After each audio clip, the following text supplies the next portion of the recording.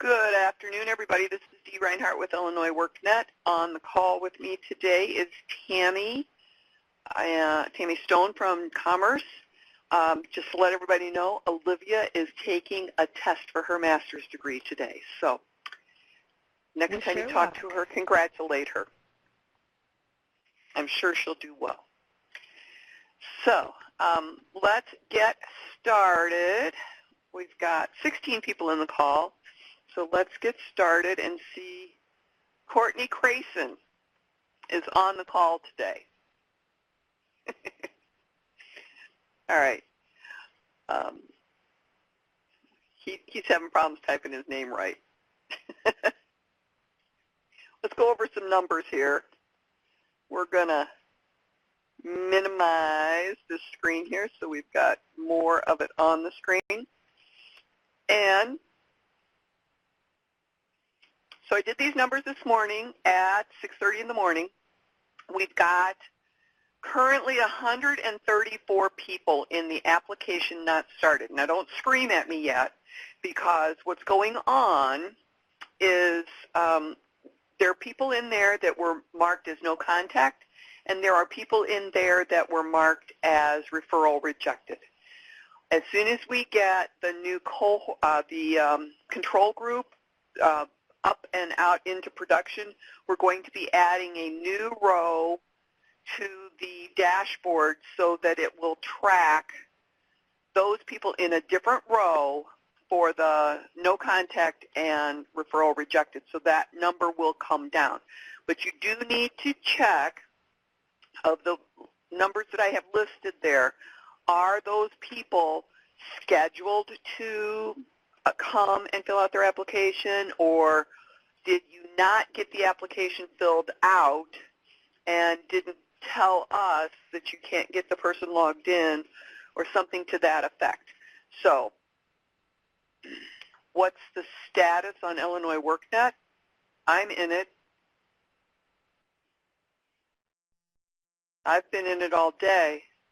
Is anybody else having problems logging in on Illinois WorkNet? Oh. Oh. Oh. Okay.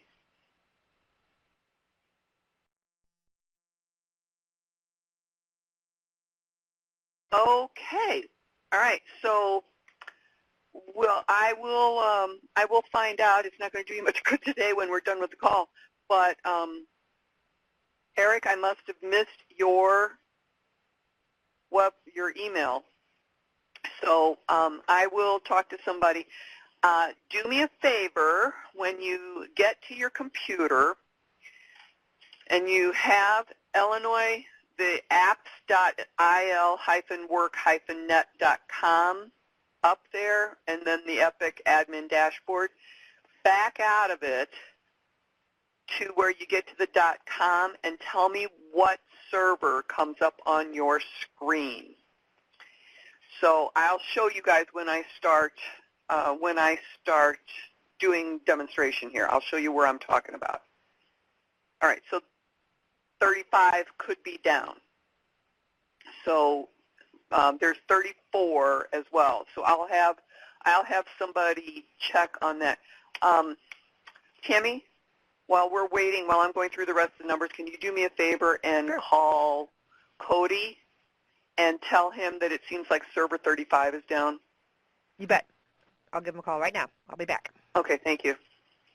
All right, so maybe we'll have a resolution before we're done with our call today. Okay, 2151 past due. Homework hangouts, you've got 6. Well, I'm not going to let you blame that on the computer being down today. But 2151s need to be uploaded for 6 of your customers, and a few of you have 1s in there. And then there are some. Now remember, I did this at 6:30 this morning, so if you have things in here, it's because of you may have done them today earlier.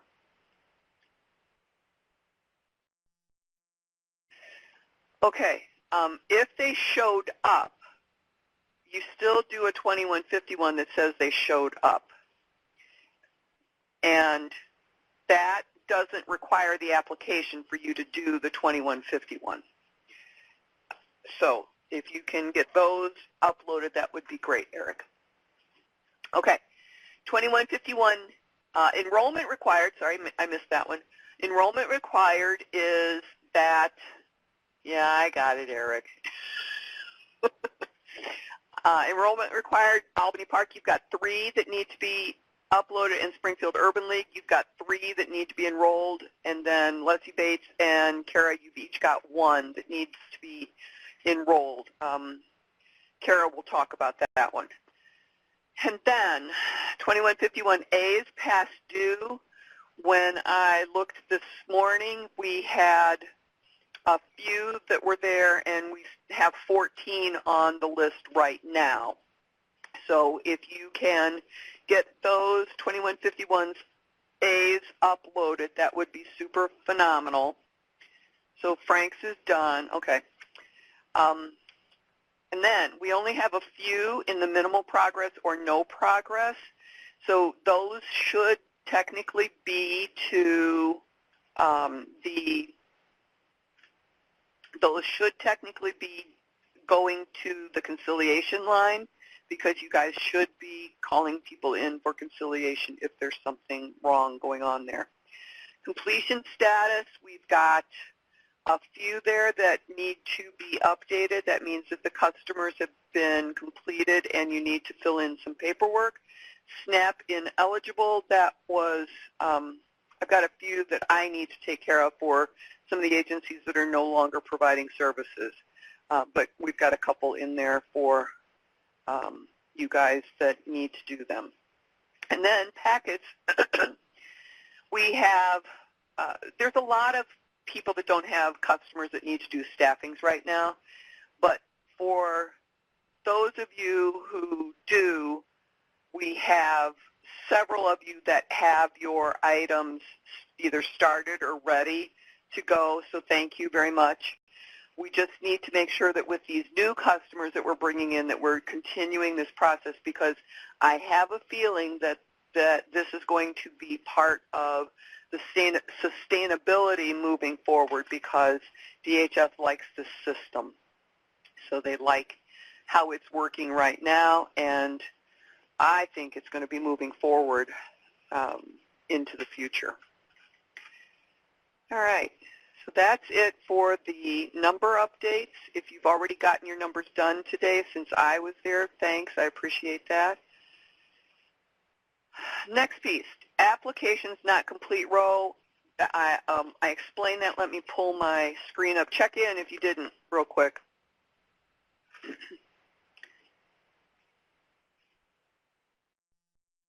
And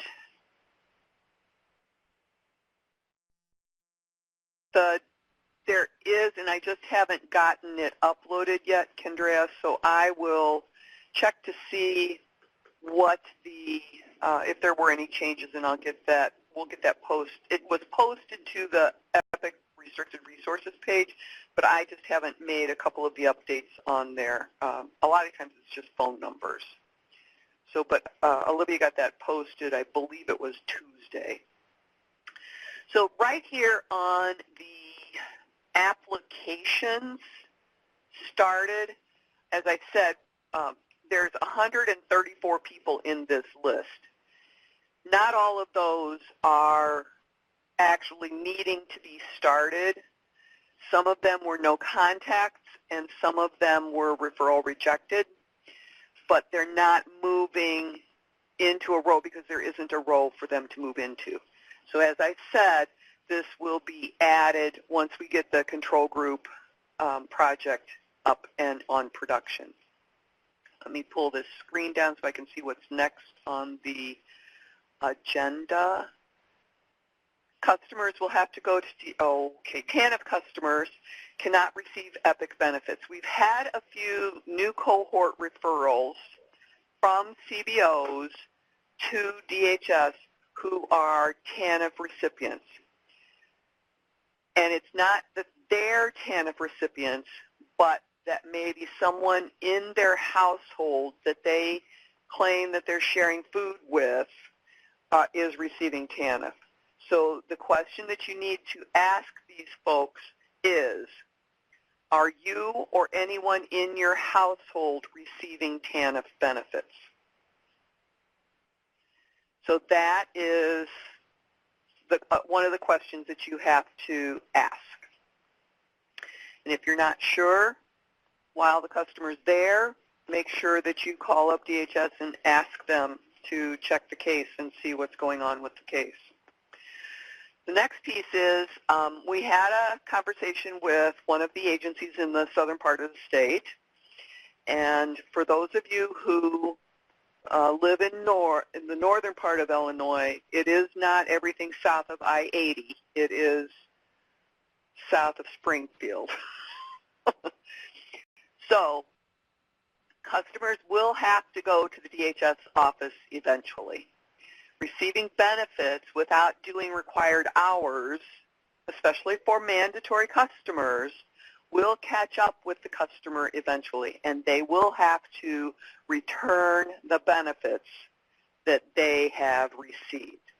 So if you've got a customer who is reticent about going to the DHS office because they've got their side hustle on or something going on, then it will catch up with them.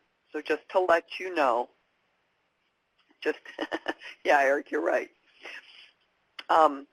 Okay, so Eric asked, is it possible that DHS can tell us the reason referrals are being rejected? They're supposed to be putting that on there. There's supposed to be a reason on the form for why they're rejecting. I will verify that is actually there.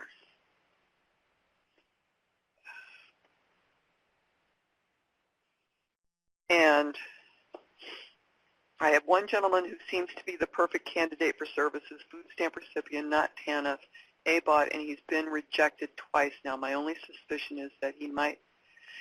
That's a really good option. The control group random referral, random assignment is more than likely what it is. It could be Social Security number, but it's probably the control group thing. If you want to send me a message, private message with the gentleman's name, I can take a look. You checked into the webinar, Kendra?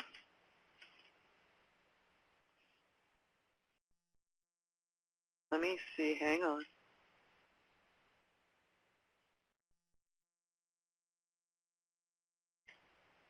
All right.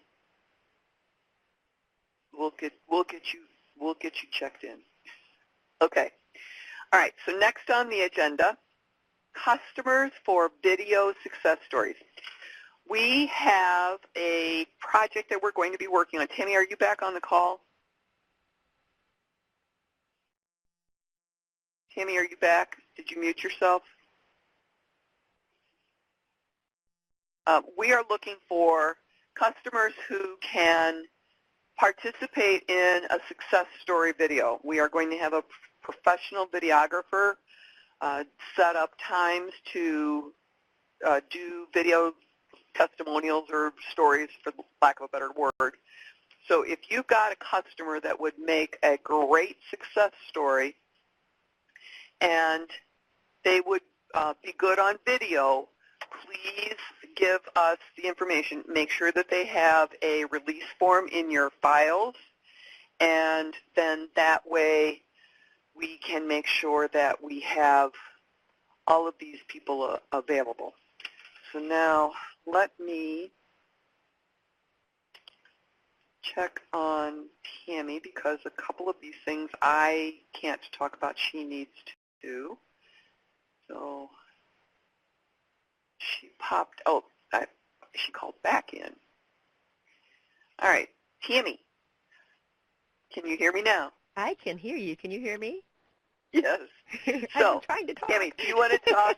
You want to talk a little bit more about the customer success videos? Yeah, no, this is just something that we really want to do here in the very near future. It's a good marketing tool.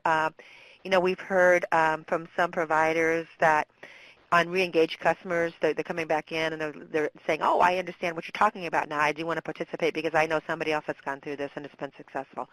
So I think if we can we want really good life-changing stories that we can videotape. And this was something that was done at a presentation for all the 10 states that are involved in FNS out on in D.C. when they just recently had a meeting. So we want to be able to use it for and post them on Illinois WorkNet just as, motivation for other customers, and we also want to use them, so we can tell our story on the national level. So yes, please let us know. Identify people, and they have to be willing to participate. They have to sign release forms, and then we will work with you to do a professional video shoot for them. And that's all I got on that one. And then, you want me to go on? So on cost workbooks, they are due June 10th, and you get these from Kelly direct. We are on round 8, and these are going to be from January 1 through March 31st. So whoever's doing those, if you're not the one responsible for those, just make sure that you're working with your people to get those into me. You need to send them to me, and then I upload them into their secure system. So I need to have those no later than June 10th so I can get those uploaded and by their deadline. So I just wanted to remind you guys, I have received some, but I'm still, missing a few. So like I said, once, I want to make sure that we get those by June 10th so we can meet our deadline with that. So if you have any questions related to the cost books themselves, you have to reach out to Kelly. My job is just to get them to her, but she's definitely the expert on, what she wants in those books. So if there's any questions on that, reach out to Kelly. And you guys, like I said, she emails you guys direct with that. And then as far as, and we're moving right down this agenda, status of modifications, we are going to be moving those this week and next week. There is one thing I need from all of you guys. We need justification for this. And so what I need for you to do is on your letterhead, and it can just literally be a paragraph, explaining the reason for this modification. So I'd say that we're requesting a modification to increase our budget, aligning or to align our line items, appropriately based upon FNS approval, to increase our service numbers for the new cohort. So you can use your own language for this. We're not going to totally script it for you, but it doesn't have to be really anything in depth, just like about a paragraph on, the justification of this modification. And we have to have that uploaded when we're doing these grants. And it has to be signed by your authorized signator, so whoever the authorized signator is, just type something up, print it, have them sign it, and then PDF it to me. And then I can include that when we're moving these modifications. So if you can get those to me as soon as possible, that would be great. And then the other thing I wanted to inform you guys about, when you get these modifications, there is going to be one difference in the date, end date. And the reason for this is because DHS does not have, they've gotten the modification from FNS, which is wonderful. So we've got the modification to change the line items for career navigation to 50, admin to 10. And, doing some other things like opening up support services more, so, there's not a cap on that. So we got all of that approved through FNS. DHS still has not completed the no-cost state extension to the 2019. So our extension will go to March of 2019, and then your grants will end in February 28th of 2019. That has not been fully vetted and approved through FNS yet. So we have to get these mods done. So we're going to move them with a date of 12/21/18 right now. 12/31? Or 12/31. 12/31/18? Yeah, 12/31/18 right now. And then once they receive that extension from FNS, then we'll have to modify again. But what we might end up doing is waiting a little bit further down the road and seeing if there's any other changes we need to make, like in budgets. What would be amazing if you guys started to, knock this out of the park and needed more money. And, because we were going to have money. So it would be great if, you guys are really getting a lot of customers in and doing a lot of amazing stuff and say, hey, I need more money. So I'm not as worried about the date extension. We can definitely do that down the road a little bit, but we need to get the budgets done, and we need to get the scope of work done so that we can get money into your account systems. Because I know still a lot of you guys are short or have overexpended some of those line items, and we need to do that. Plus, we need to extend the grant because they expire in June right now. So any questions on that? Kendrea wanted to know what was needed again, and Kendrea, I wasn't sure if you were talking about the cost workbook or the modifications. If it's the verification, just what I need is just a very simple letter on your letterhead. It's a modification justification, if that's what you're talking about. Just saying we're requesting this modification because. And it doesn't, like I said, it doesn't have to go into real deep detail, but you can say we're increasing our budget to support a new cohort of customers. And I'll, so just, just in your words, what this modification is for. And like I said, a paragraph is great. It doesn't have to be anything more than that. Did you type that onto my notes? Yep. Yes? Yes. The notes that you're sending out? Yes. Okay. Yes. Okay. So I'll get those notes out. I'll get those notes out yet this afternoon on the webinars page, and then you guys can take a look at that. All right. Next item on the agenda is updates, and I've got a whole list of them here, and these will be out in your notes. You can find them on the updates page.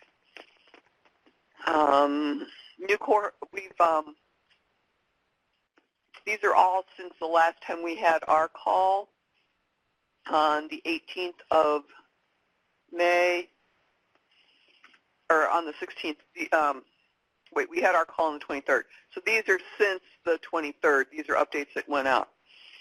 So a couple of things that I need you guys to do is I need you to track your dashboard to make sure that your numbers are reporting in the right place, because I can't tell who you're reverse referring.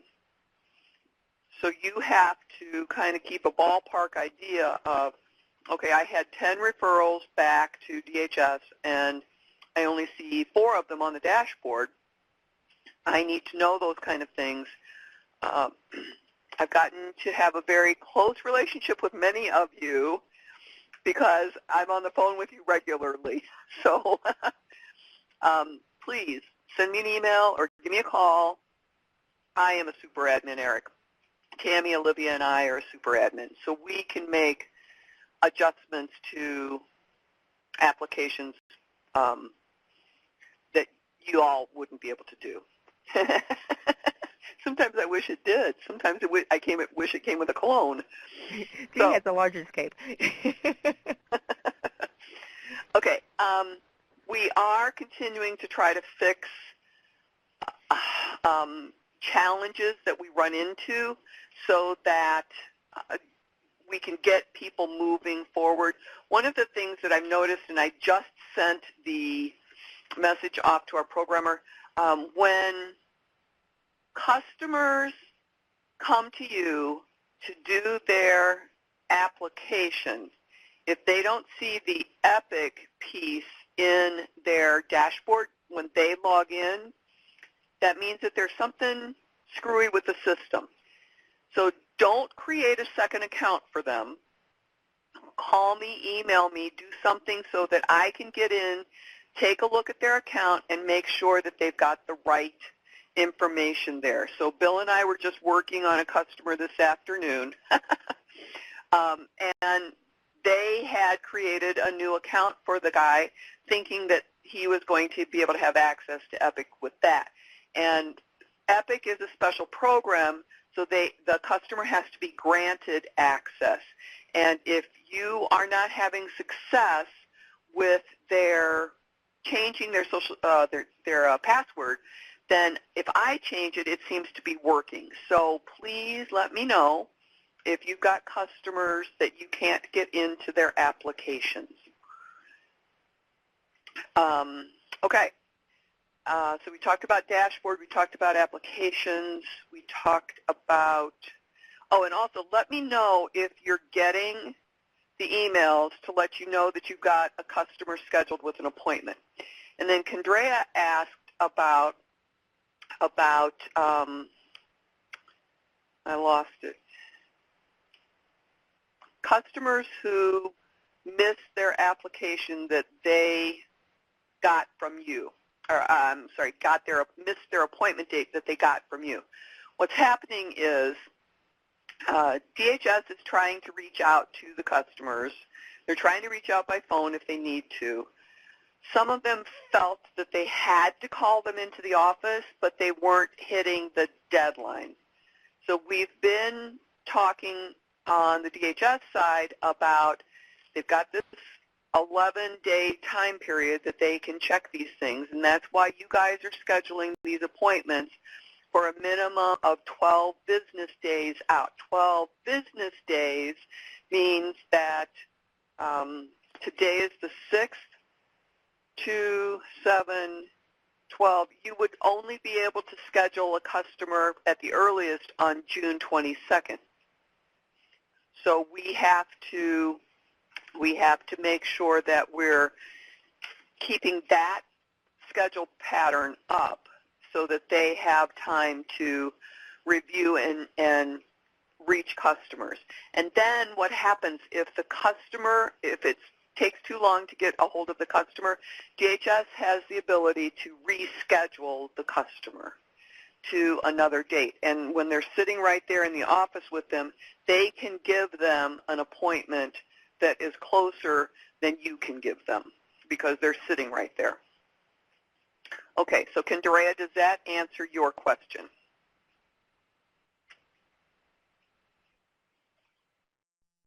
Okay. Bill is still typing.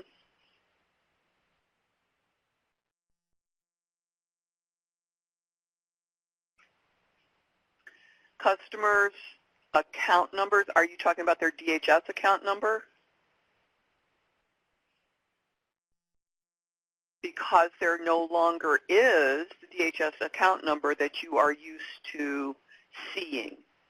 So now the only way that we can verify anything is by Social Security number. And then once we get the account created and the Social Security number has been verified, they will then work from the Illinois WorkNet ID. So it's very crucial that you're getting the right Social Security number in there. What do you mean, Loris? What about by FCRC?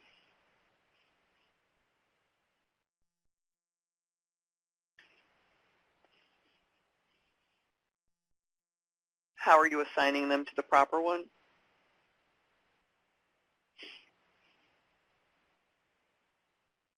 I gotta wait for Loris to finish typing. She's writing me a novel.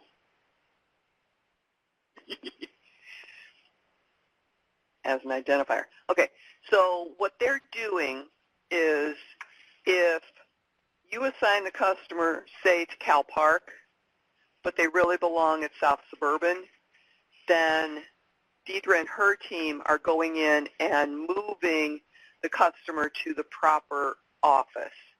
And then customers will be listed, and this is another piece that I'm working on, but I have to wait for other things to be done first. We're going to be moving all of the older customers to the individual local offices. So I'm not real happy with the fact that they don't have case IDs anymore because it makes it more difficult for us. But they will identify where the customers can be. And from what one person at DHS told me, there is no wrong door anymore. They just associate themselves with a proper office. Now, we did have a case with, I believe, OAI, and correct me if I'm wrong if you're on the call. Krishina, you had a customer that wanted to come to you. They lived in Will County, or I'm sorry, they lived in Cook County, but they reported to the Will County office. They had to move their office to a Cook County office, even though they had a Cook County address. So that's what happened with that customer. I don't know if they ever did that or not. So those are some of the things that you have to deal with, and especially some of you that are in areas that are bordering on areas that aren't part of the study. So that's a couple of things that you need to take into consideration. Okay, I think I might be done. Yep, I'm done with my agenda. So if anyone else has any questions for me, I'm happy to try to answer them for you. Or if you have any questions for Tammy, that's what we're here for.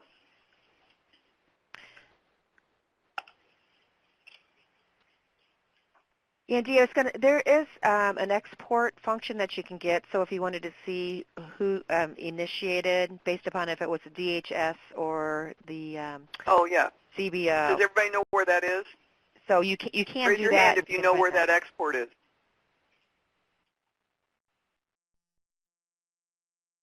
Raise your hand with the little man at the top of the screen. Okay, Abram knows where it is. I'll show everybody here. Yeah, Krishna, call me. Call the home office number.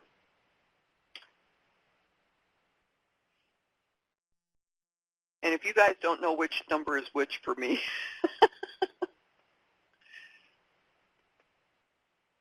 all right, so if you guys go to, I'm going to go into test here. I'm going to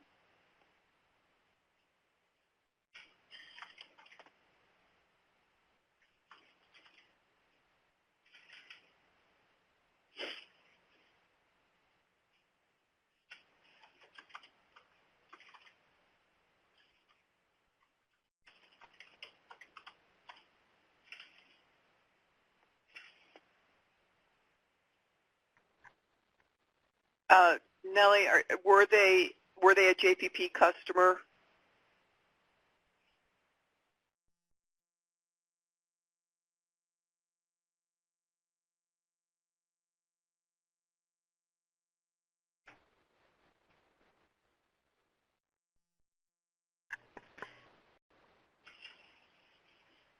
What that may mean, Nellie, I mean, maybe it's like a WIOA customer, so you've already started them in a training program under another funding source.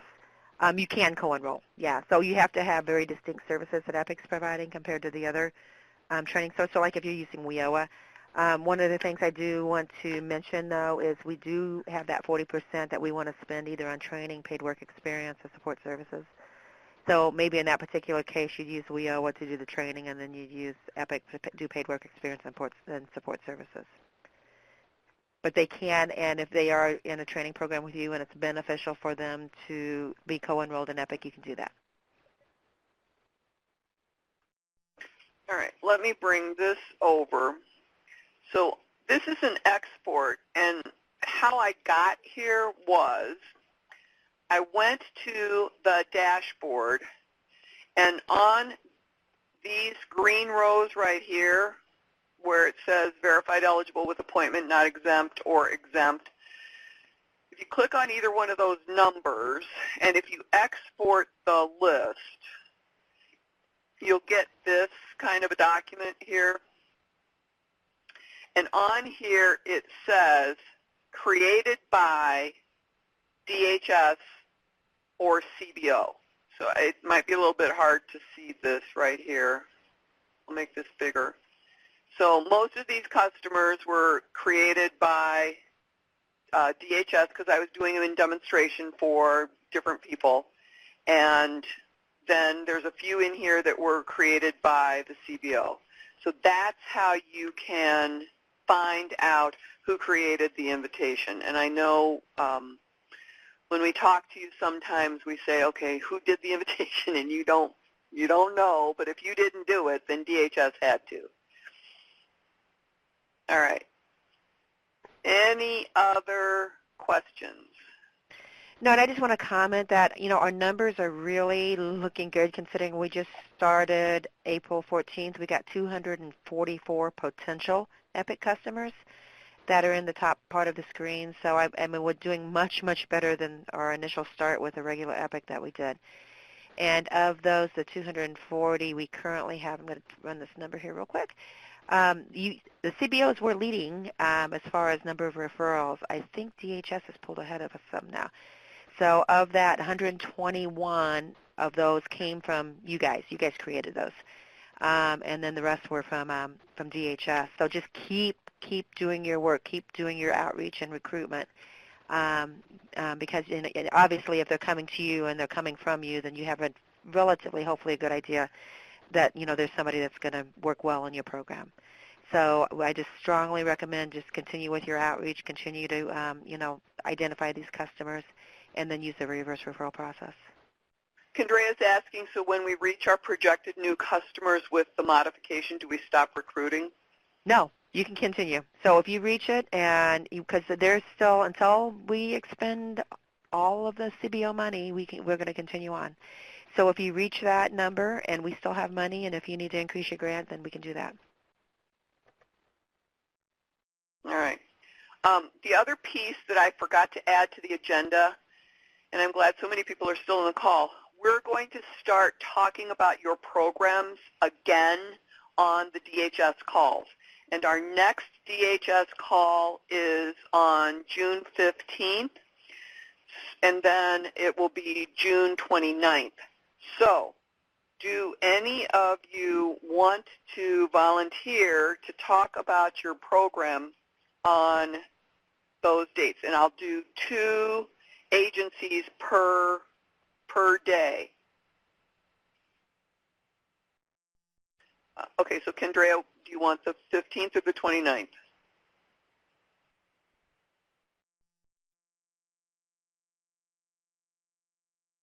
Okay. Catholic. And Krishina, do you want the 15th or the 29th?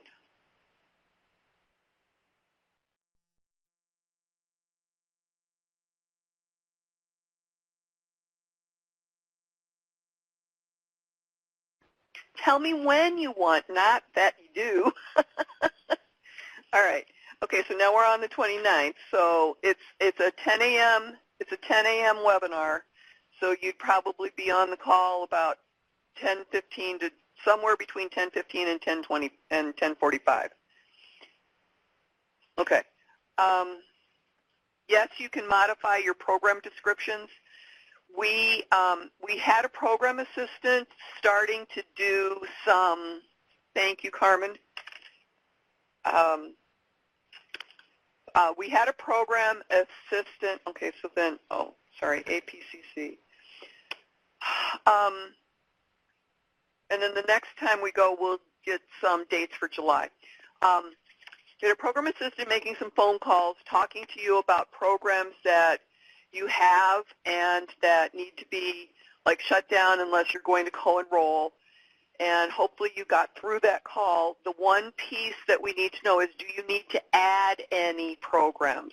And one of the things that I've suggested to a couple of the agencies is that you add a program that says other requires approval or requires CBO approval.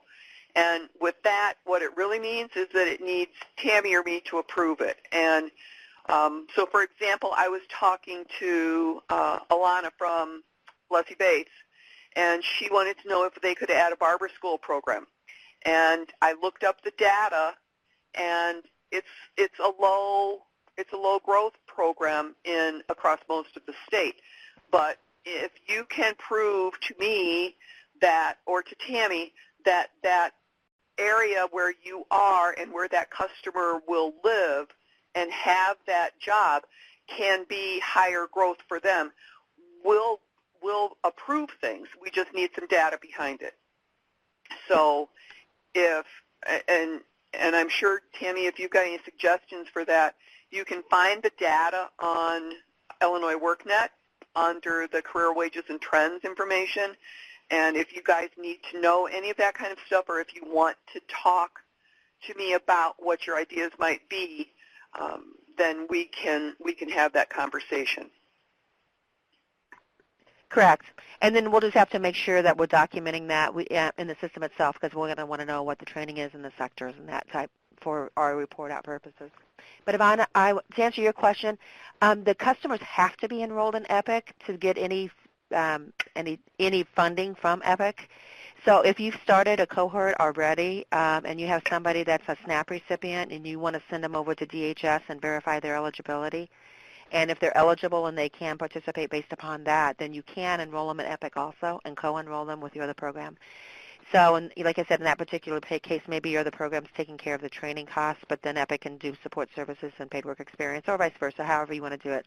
It just has to, you know, obviously you can't pay for the same service out of two different funds. So, but they have to be enrolled in EPIC to receive any payments or any type of services out of EPIC. EPIC money. Okay, so I have Catholic Charities and OAI for June 15th. I have National Able Network and Albany Park Community Center on the 29th.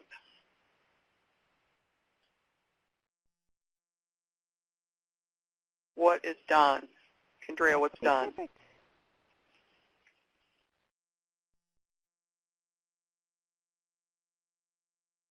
The call-in. Oh, sure. Call-in information. All right. I will add that.